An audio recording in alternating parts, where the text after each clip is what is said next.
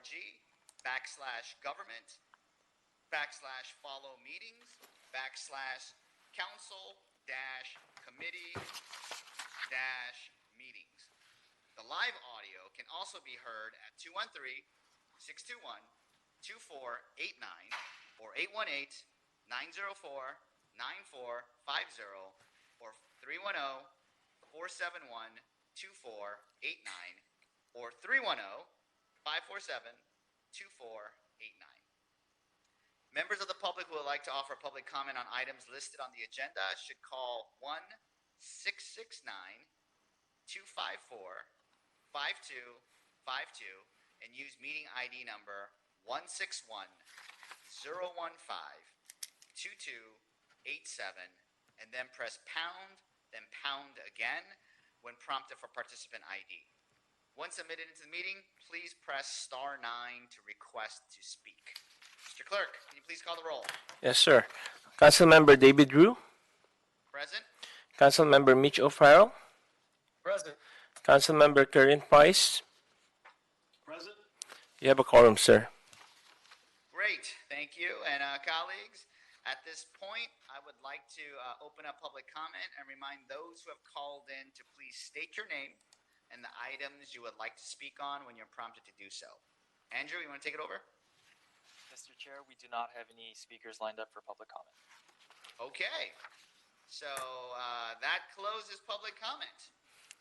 And so, colleagues, I want to recommend that we take items 3, 4, and 5 on consent. Any objections? No objections. Great, seeing none. Mr. Clerk, can you please take a roll? Vote. Yes, sir. Councilmember David Rue. Aye. Councilmember Mitch O'Farrell. Aye. Councilmember Karen Price. Aye. It passes, sir. It's approved on consent. Great.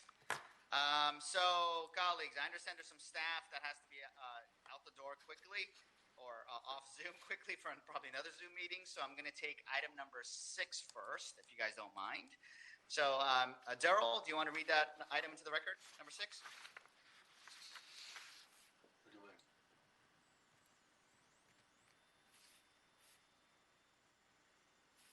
Got to unmute.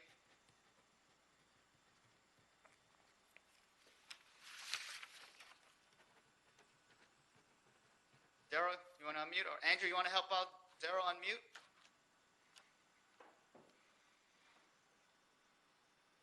Sorry, he has to unmute on his side. Oh.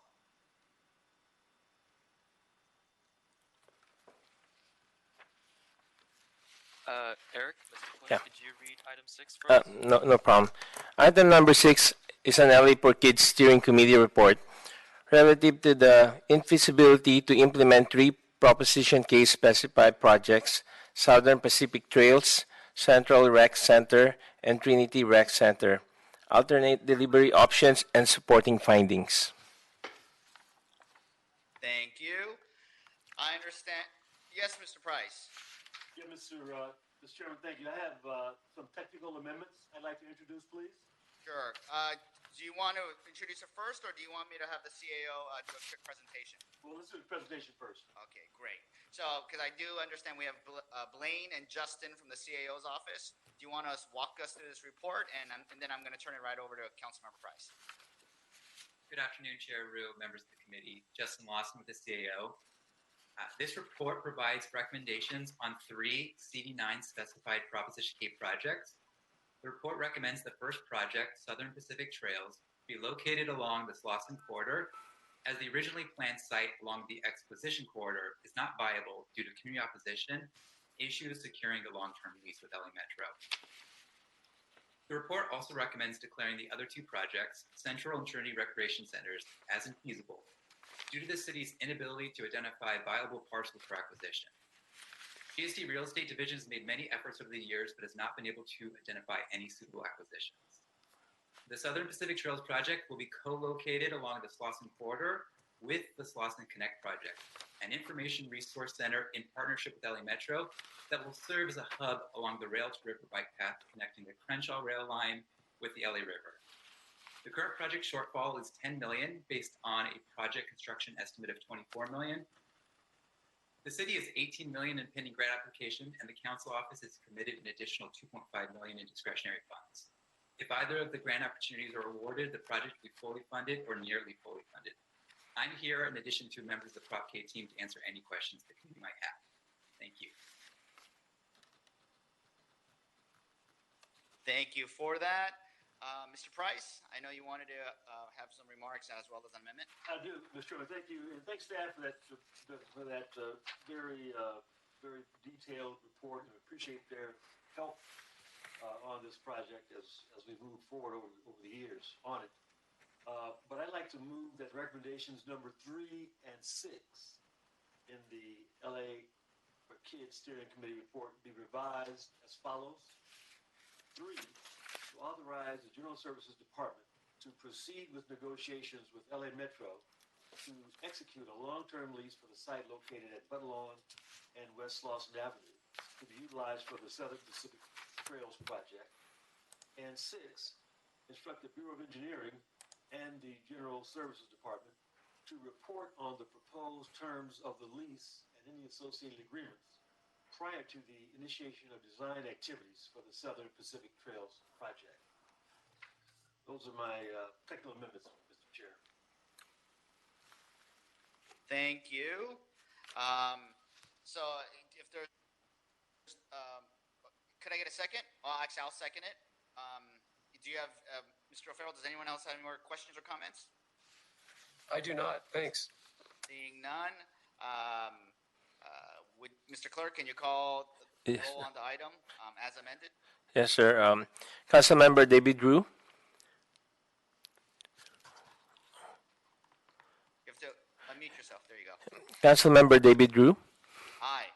Councilmember Mitchell Farrell, Aye. Councilmember Karen Price. Aye. The item is approved as amended, sir. Great. Thank you. So let's move along to item number 1. Daryl, did we fix your audio yet? Nope. Okay. Well, Mr. Clerk, can you read in item number 1, please? Certainly, sir. Item number 1 is Los Angeles Housing and Community Investment Department report relative to recommendations related to the contract execution pursuant to the results of the Children's Savings Account Program's request for proposal. Great. Thank you. And colleagues, you know, I'm very excited about this program. You know, this is something that I've been working on for a long time. We all have been working on for a long time. And, you know, today we're discussing another milestone in the development and implementation of our city's Children's Savings Account Program. And it couldn't come at a better time because this is National College Savings Month. And we've been working on this program with our partners at the LA County and LAUSD for over 4 years now. And the last time that the children's savings accounts were before this committee and council, we authorized HSID to accept state funding for the program, enter into an MOA with our partner jurisdictions, approve the program structure and implementation, and released an RFP for financial institutions and technology partner. Today, we have before us a report from HSID with the results of that RFP and recommendations to enter into an agreement with Citibank, which has been a national leader in the operation of CSA programs. With that said, we have HSID with us today, and I would like to turn it over to them to walk us through the report and recommendations. Veronica, Celine, and Frank, go ahead. Great. Thank you so much, Councilmember Rue, and good afternoon to all of you. We're really excited to be here this afternoon. But before we begin, I'd like to thank you for understanding really the importance of connecting children to a college savings account, and more importantly, raising their educational expectations by supporting LA's first CSA program. And you know, while COVID has created some delays in our program implementation, we're really happy to report it is moving forward, and we do anticipate enrolling our first cohort of students in the spring of 2021.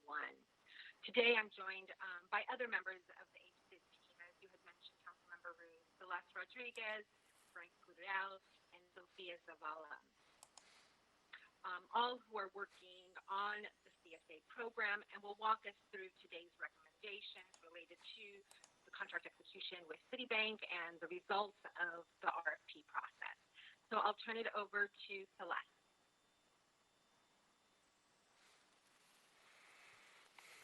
Hello, thank you, Veronica, and hello, committee members. Before you is a request to approve funding recommendations and execute contracts pursuant to the results of the Children's Savings Account RFP, request for proposals. The Children's Savings Account Program RFP to approve the financial technology partner was approved back in November of 2019. With a financial partner in place that can host a technology platform for students and families, as Veronica mentioned, we're hoping to be able to roll out the program early next year, 2021. The CSA program is a college savings account intended to enroll all first grade students in LUSD. It will be implemented in 5 phases, with the first phase beginning in the spring of 2021, enrolling 10% of eligible students, which is approximately 4,000 students. The financial institution will open and maintain accounts for each cohort of students from enrollment in first grade until the accounts expire at age 26. The City of LA will serve as custodian of these accounts, and each will receive a seed deposit of $50 to begin their savings accounts. This was made possible through a successful grant application that secured almost $200,000 from the California Student Aid Commission Every Kid Counts College Savings Program. There will be no effect on a family's government benefits as this follows scholarship law, and there's no need for tax reporting because the funds earn incentives instead of interest. The technology partner was intended to serve as the online platform for students and their families to view account balances and receive notifications from the cities, from HSID LA. The RFP was released on Monday, November 25th, 2019, soliciting proposals for both the financial institution and technology providers. The proposals were due on Monday, January 27th of this year. The review process included the review of a total of 2 financial institutions and 3 technology partner applications that were received. 4 evaluators, consisting of individuals with no affiliation to proposals, were recruited. Can you hear me? I heard that background. I think we're okay now. The evaluators consisted of individuals with no affiliation to the proposals, and they were recruited to review them. Using a scorecard provided by HSID LA, the evaluation criteria included demonstrated ability, demonstrated capacity, program design, and cost reasonableness. Based on the total points received, HSID was able to identify which agencies met our program needs and is recommending that Citibank serve as both the financial and technology partner. Our recommendations in the transmittal is to enter into a non-financial agreement with Citibank to serve as the financial institution and tech partner for 2 years, with the option to renew and amend for up to 3 additional 1-year terms, and also to establish a CSA replacement operator list to be in effect for 5 years, commencing soon. With that, our team is here to answer any questions you might have.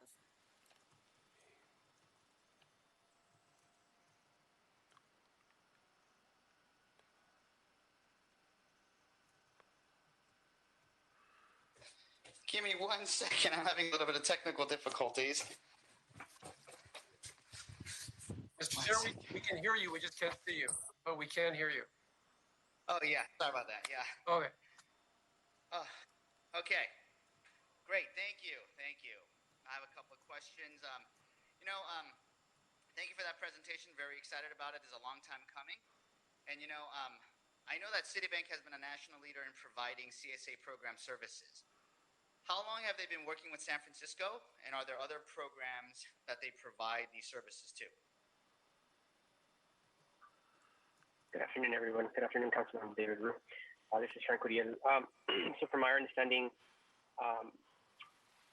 they've been working with San Francisco since 2011, and they have been working with other agencies, smaller agencies, to provide services regarding the child savings account.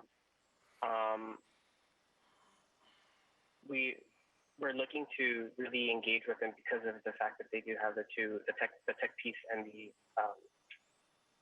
account, the account information, or the accounts, the financial accounts. So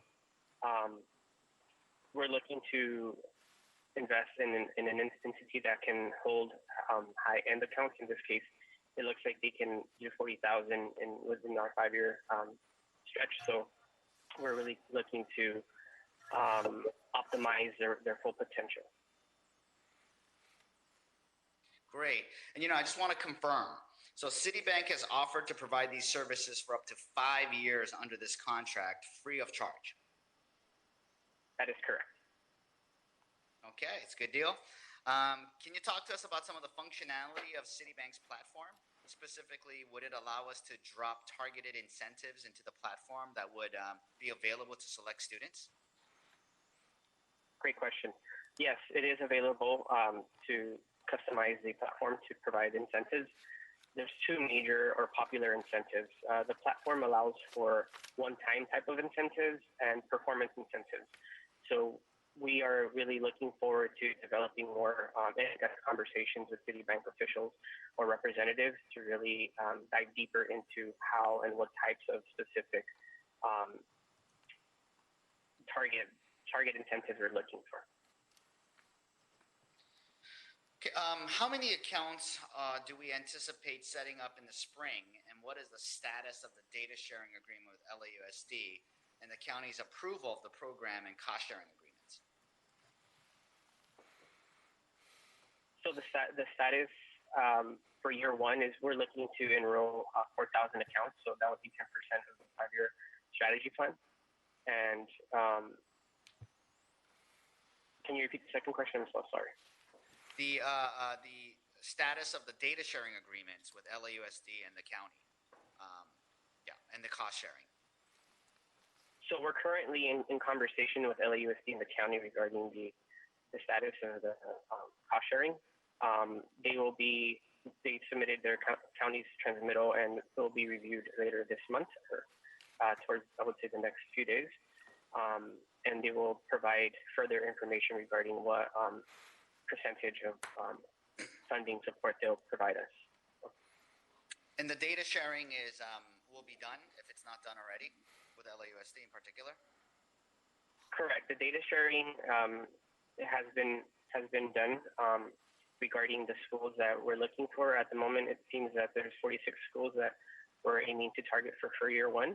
However, we still have to have conversations with them in terms of identifying specific schools and the launch date.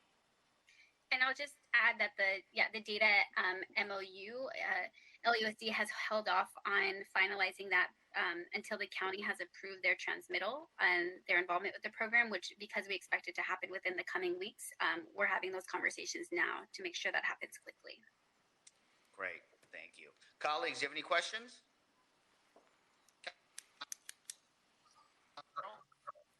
I think you called upon me, Mr. Chair. You cut out a little bit, but yeah, the question I have is in relation to the Citibank online platform for families to access their account information.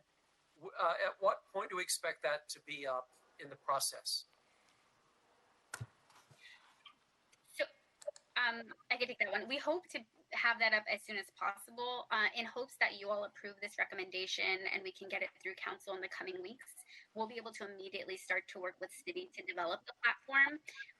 We plan to formally launch and see the deposits in early spring 2021, as soon as January. It's all a process, but we are able to develop the platform beforehand so that it's kind of a rolling process, but we're hoping for a formal launch later until the beginning of the year. I sense from your answer that you don't expect any obstacles or that you think that's an issue at all. So that's really great. Thank you. And Mr. Chair, thanks for your leadership on this. Really important. This is something that we could be doing at the national level, but since there is a lack of leadership at the national level, that's why we have to act locally every chance we get. And so might as well start here in Los Angeles. So great work there. And thanks, HSIT. Thank you very much for the report and all your incredible work. We're all on a collective mission together. And so I couldn't be more proud to be part of this. Thank you. Thank you, Councilman. Thank you, Councilman O'Farrell, and I concur. Thank you to HSID. And yes, I'm very. We would be the largest city and jurisdiction, school district jurisdiction, that would be having a children's savings account. Very excited about that. But at the federal level, we're hoping, and come November, they'll start talking about it again. Because actually, I was told by someone else that Senator Cory Booker was talking about a federal CSA program, which we'll gladly welcome. But our program is for everyone, irrespective of income level, immigration status, ethnicity. So this will be for every student at LAUSD and LACO. Councilmember Price, did you want to add anything? Yeah, I just wanted to thank you, Mr. Chairman, for your leadership on this issue. It is important, especially in underserved areas like the ones I represent. And so just a question, have we thought about outreach? What's our target efforts going to be to get the word out and to really make sure that, a good cross-section of our citizens are taking advantage of it, not just those who are used to savings? Great question. So in terms of outreach, we actually have been engaging very lightly with this month being the College Savings Month. We've actually been using our social media platforms to really make awareness of college savings and the importance of that. We've also connected with LAUSD and the county to also make it awareness in terms of identifying our launch. Hopefully we can launch as soon as possible. In this case, it would be spring of 2021. In terms of the outreach with outside of the LAUS school district, we're looking to get support from the Family Source Centers or other community-based organizations so that they can also be kind of pinnacle pieces to support child savings accounts, and also leveraging their expertise, their in-house expertise in financial empowerment work, where they can also foster a holistic approach and help parents build a strong plan so that they can have more concrete experience in terms of how they will get to a savings account with their child and then invest in the programs. Thank you.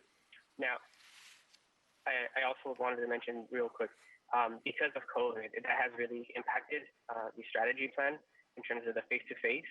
However, we're looking to engage through social media. We're looking at other outlets that will allow us to still be very strong and present in supporting our families.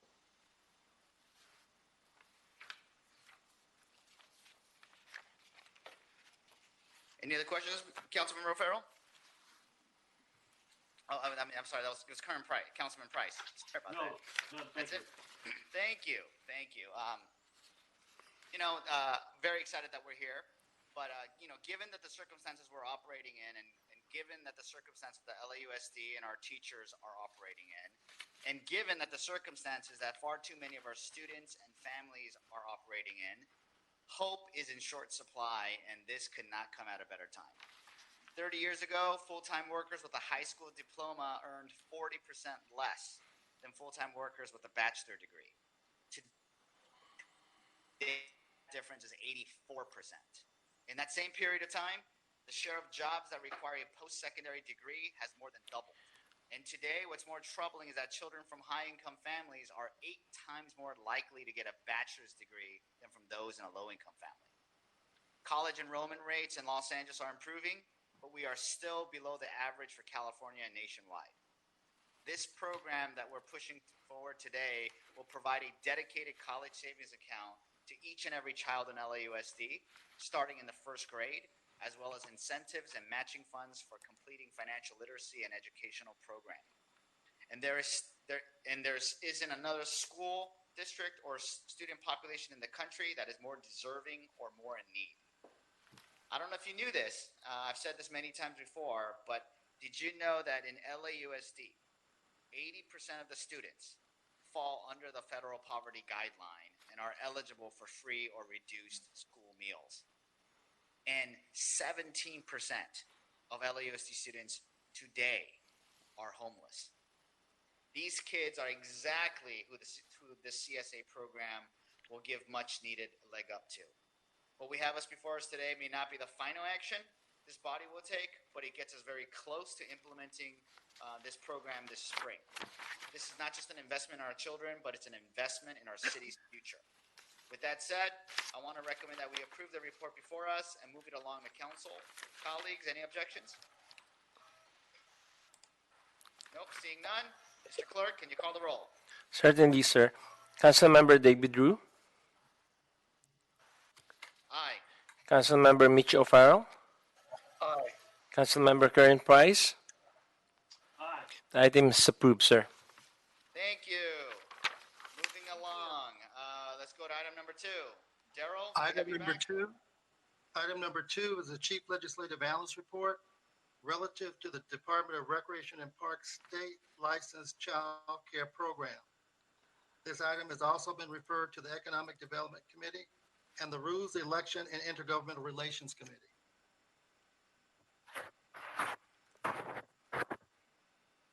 Thank you, Daryl.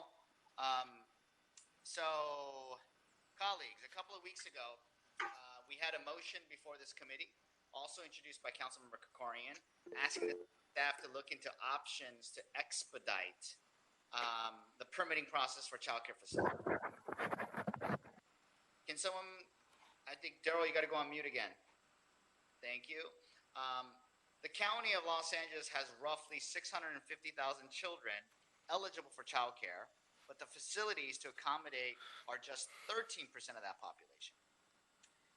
You know, I feel like we keep on saying this all the time about broadband accessibility, about GHG emissions and telecommuting, and about childcare. But if the pandemic has taught us anything, it's that these services are sorely needed and are in horrendously short supply. The COVID-19 pandemic has led to a childcare crisis and an unemployment crisis and a widening gender employment gap. 74% of close contact and essential jobs which cannot be done remotely are held by women. And with the childcare centers and schools closed across the country, temporarily or permanently, working women are even more affected. In fact, 1 out of 4 women who report becoming unemployed during the COVID-19 pandemic said it was due to a lack of childcare, which is twice the rate that men have reported. Childcare was in a precarious situation going into the pandemic. These programs are often underfunded and seen as a luxury that few could afford. Additionally, to compound to the problem, childcare providers who are severely underpaid are 94% women and now face significant job loss during this pandemic. I believe we have Rap with us here today, and before we dive into questions and comments, I want to provide them with some time to walk us through this report. Vicky, Noel? Good afternoon, members. This is Sochi Ramirez with the CLA's office. I can walk you through the report, and then we also have Rap here who can answer any questions that you might have. On February 27, 2019, motion Krikorian, Harris, Delson, O'Farrell, Rodriguez was introduced relative to this report. Currently staffed with city employees, RAP operates 2 licensed child care preschools. Those are the Jim Gillian Child Care Center and the Ralph M. Parson Preschool. At the highest of RAP's child care program, 26 licensed child care centers located throughout the city were operated by RAP. These licensed child care centers generally serve children ages 5 to 15 years old. Unfortunately, during the Great Recession, as both city and state budgets began to shrink, all but the 2 current child care centers were repurposed for other youth activities. The report includes a section on RAP's estimated costs per child. In this section, we also mentioned that sites would need to be identified and retrofitted to meet the current state license requirements, which may require a significant capital expense. Due to COVID, there is a capacity reduction per site that RAP estimates would likely increase the cost per child. As a response to COVID, RAP temporarily opened childcare centers around the city. These childcare centers serve ages 6 to 14 years old. Due to low enrollments, these childcare centers cease operation. Alternately, RAP transitioned to its summer play program. The program was for youth 6 to 14 at 46 city parks. Summer Play LA ran from July 6 to August 14, 2020. The report also includes a section that provides an overview of the state's funding for childcare programs and an analysis of other city ballot measures associated with childcare, such as San Francisco's Prop C and Santa Monica voter-approved Measure S and B. Thank you.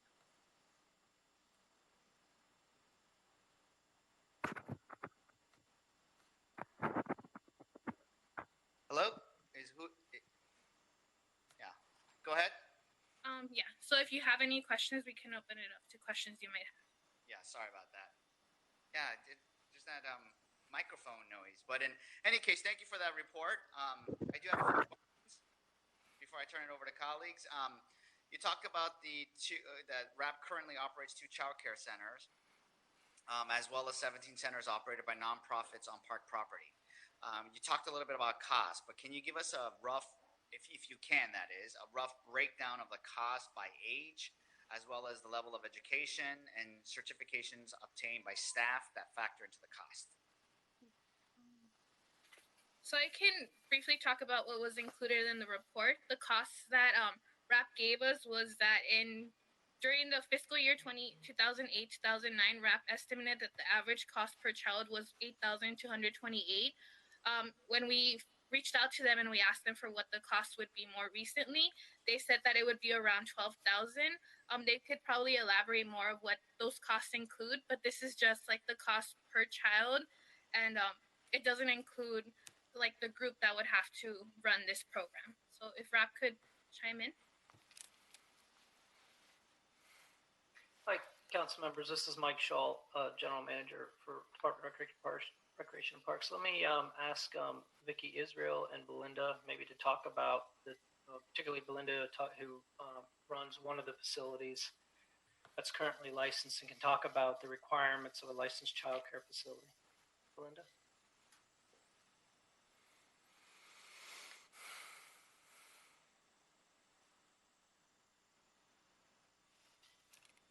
Okay, if Vicky, if your microphone is working, maybe you could.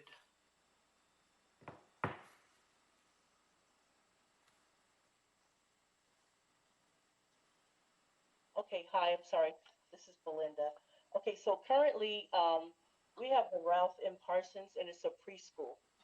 So our preschool, the cost, I don't really have the cost of per child right now, but our preschool is licensed for 90 preschoolers, and the preschool age is 2.5 to 5 years old. I really can't really speak on the other age groups. Vicky would have to do that. What other information would you need regards to the preschool? It's like far. That's fine. Is Vicky... No, it's okay.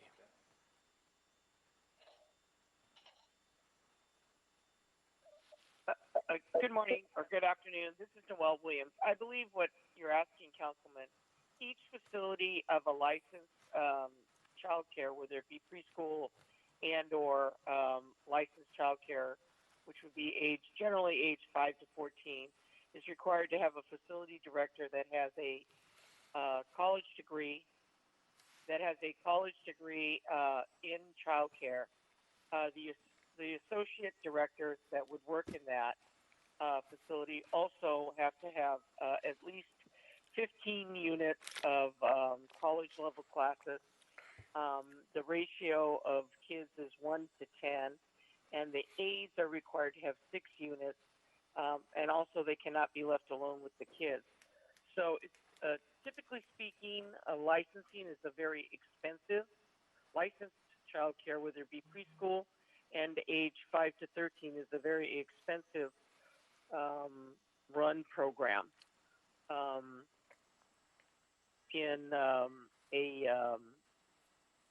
Licensed child care is very expensive, and the educational requirements are pretty high.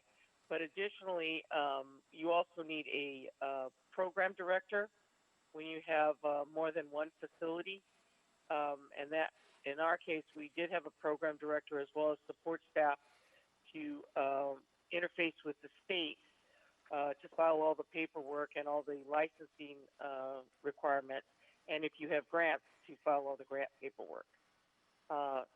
Is that the question that you are trying to ask? Yeah, that's fine.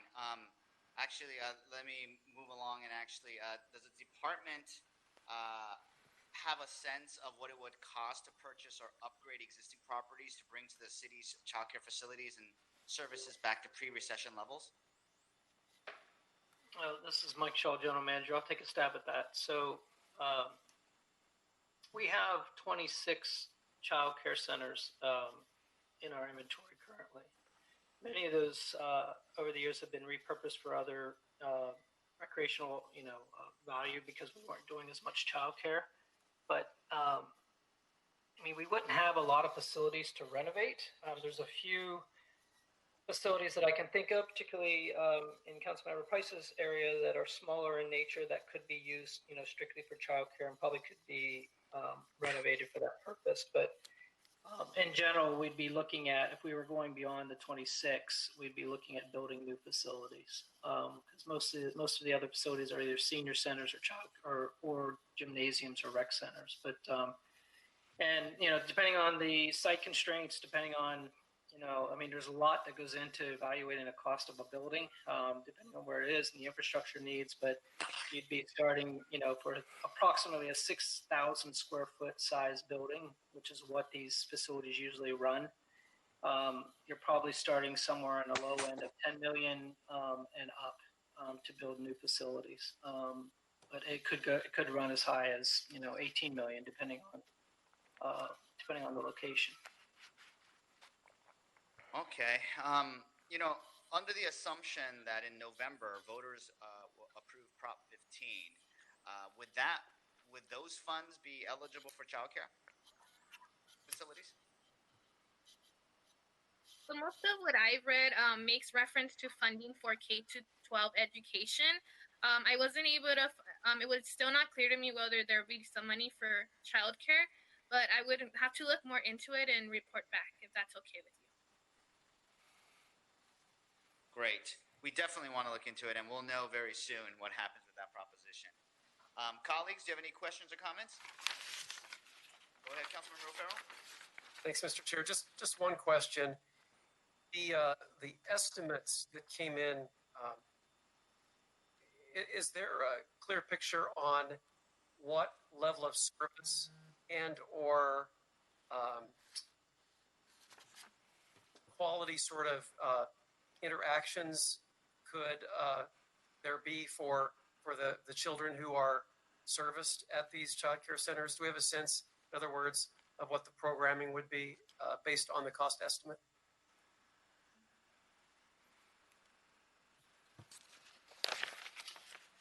This is Mike Shaw again. I think that the quality of the service that we offer currently at our two licensed facilities is very good. I don't think that that's as much of a concern as just as much as it is the cost that it would take to do that. But I don't know if you want to. I'm not sure I'm answering your question, council member, but just various enrichment activities during the day, and then let me ask Belinda. Why don't you run through the activities that you do at Ralph Parsons and.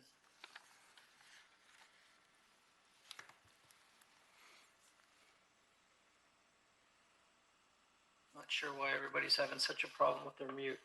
Vicky, if you're able to, you could report on Jim Gilliam. Hello, I'm here now. Hi, sorry, this Okay. is Belinda. Hi. I know, Zoom thing.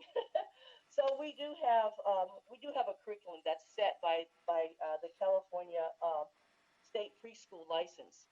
So there's various groups of activities, educational activities, math, science, recreation, and so we have to follow those mandates. We have to report. There are monthly reports that we do. We report to the California Preschool Program, since we have a grant through them at this time. There's a grant for both the Parsons Preschool and Jim Gilliam. And so, all of the mandates are met, again, because it's licensed, and periodically we have someone that comes out just to make sure that we're following all of the guidelines and the mandates based on the license requirements. thank you. So the guidelines and standards that exist would be followed based on the cost estimates per child care center per district. That's Yes. what I'm confident that we're good there. Yes, for the licensed ones, yes. Thank you. Councilmember Price, do you have a question? Yeah, I did. Thank you. Thanks for this report. Just curious. I know I'm very proud of the Parsons site at Expo Park, Belinda. Thank you. I see here we have a capacity of 90. Are we reaching that capacity? Well, of course, pre-COVID, yes, we really had a wait list of over 100. So again, we're licensed for 90. But now with COVID, with the restraints of social distancing and so forth, we're at half of that capacity, probably about 40 kids. Okay. And what are the requirements for someone to get their kid in? Just first come, first serve, or is there a lottery, or what's the process? Yes, it's first come, first serve. There are some requirements. Again, we have a grant, so we have a license for 90 kids. The grant actually takes care of about 45 kids. And so and then there are prerequisites to apply for that grant. The other kids, we basically take first come, first serve. We do try to accommodate residents that live within our footprint around 3 or 4 mile radius of Expo Center to make sure that we are providing much needed care for those parents that are working. Right. Well, that was my question. I wonder how well are we doing that? Can you give us an idea? Is there some rule of thumb that you use to try to have, more than half or a third come from that general area? Well, because we are a public institution, we can't, like, say somebody from the West Side can't attend our programs, but we do a lot of target marketing in the area at the schools, and of course with all the other facilities we have here at Expo. We do a very good job of attracting the parents that live in the South Los Angeles area within our footprint that we serve. So you say a majority of the students are from South LA? Yes. Yes, they are. Thank you. Thank you, Mr. Price. If there's no further questions and comments, I do have a few recommendations that were presented by Councilmember Krikorian, Council District 2, the maker of the motion, and I want to read them into the record. The recommendations are: 1, instruct the CAO and request the city attorney in consultation with RAP to report on necessary components of a 2022 ballot measure for child care and early education, similar to San Francisco's Proposition C, to generate revenue for child care programs that serve children between the ages of 0 and 18, with eligible uses of said revenues to be included but not limited to: A, funding a child care voucher program, building off of the new COVID-19 framework; B, securing debt obligations to perform capital improvements at existing and new city child care facilities; and C, funding operations and maintenance of city child care facilities.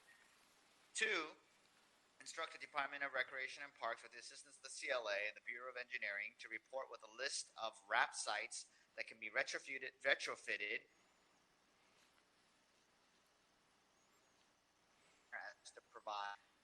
to provide priority coverage to neighborhoods with an AMI below 80%, and to provide a cost estimate to retrofit and re-operationalize both new and former RAP child care facilities.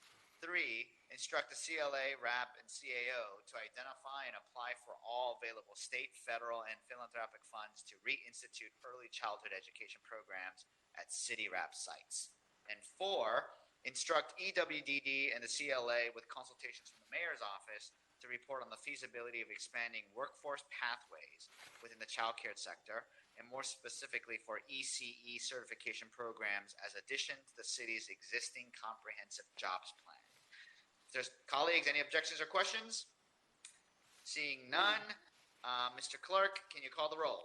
Certainly, Mr. Chair. Councilmember David Drew. Councilmember David Drew. Aye. Councilmember Mitch O'Farrell. Aye. Councilmember Karen Price. Aye. The item is approved as amended, sir. Thank you. The item has been approved as amended. And Mr. Clerk, do we have any other additional business to take care of? The desk is clear, sir. Thank you. Colleagues, this meeting is adjourned. Thank you all for attending, and thank you to all the departments. Thank you.